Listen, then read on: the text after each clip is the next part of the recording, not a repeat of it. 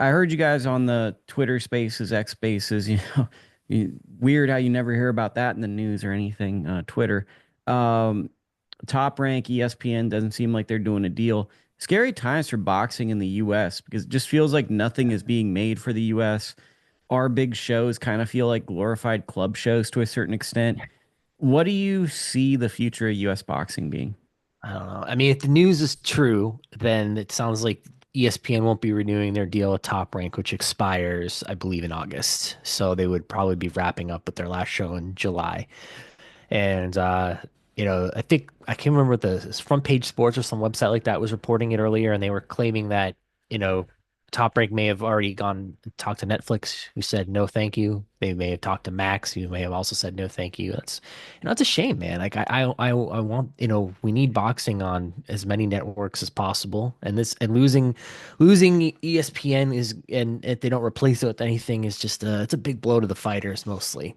That's what people don't, you can complain about the product that a certain promoter puts out, but at the end of the day, the fighters are the ones that benefit. They get the opportunities, they get the exposure. I mean, I think, how do you get an Abdullah Mason, for an example? You get him because he's on ESPN undercards, and then that those clips go on social media, people notice, then he gets gains of following, and then he can fall, and if he gets the job done in the ring, he can become a big superstar. It's like, there's a pipeline. You have to keep feeding it. And if you're parts of that pipeline are sorry about my cats running around the background. If you don't feed parts of that pipeline, it becomes a major issue. So, I think having all of the content on one platform is not good.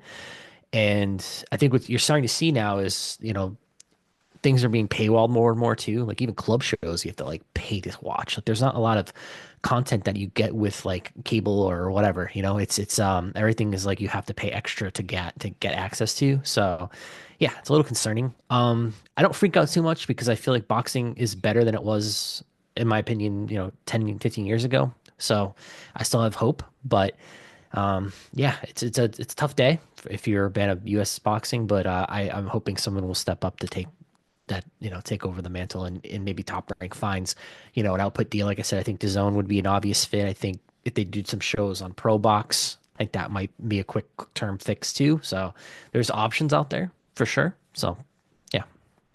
I mean, my only big fear, boxing will always keep going, is just the level of casual interest. I know we always talk about the casual fan, and I Mhm. don't even think the casual fan exists at this point, but it's really just going to be a hardcore fanatic if it's on apps and pay-per-view. Like, there's not going to be the guy stumbling across a fight unless an algorithm gives it to you. And Yeah, that's yeah. kind of the scary thing to me, is that boxing just kind of becomes more irrelevant in a sporting landscape where it hasn't really evolved to technology all that well. hmm I think you're right. I mean, to a degree, yeah. Like for when you go to club shows, most of the crowd's going to be there. It's family members supporting ticket sellers, and like for major fights, it's fans that are just fans of one fighter, right? There aren't the guys that go to boxing shows for the sake of boxing shows, right? I call it, in between people maybe. That's a sinking crowd, unfortunately. The people that will just show up because they want to watch some boxing, no matter, what it is. There's not a lot of those people left. They're going to other sports. So for sure, I think